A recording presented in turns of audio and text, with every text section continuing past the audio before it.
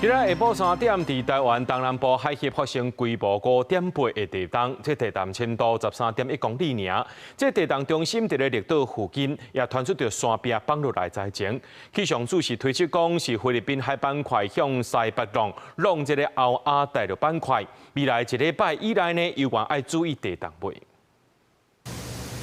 接阮食到一半是熊熊發生地動，人客一家伙仔甲物件彈掉，攏總走去門外口。餐廳業者佫警覺講，家頂的物件攏紅海到塗骹，緊急衝去關押處，才走出去避難。驚險的場面就佇綠島的南寮漁港。都震了一下而已，之前有更大的。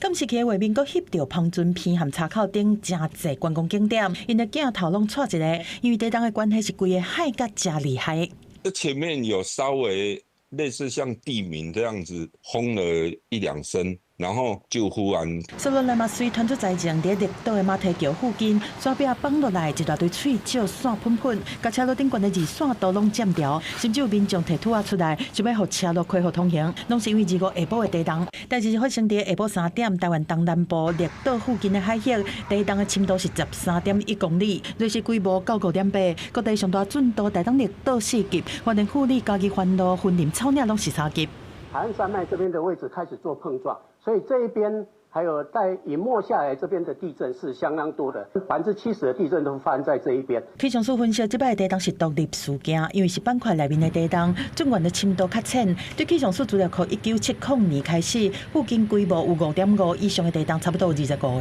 另外，附近的能量累積是真緊，無排除一禮拜內有可能發生規模5到5.5之間的地動尾，算落來應該要特別注意。它釋放的能量大概是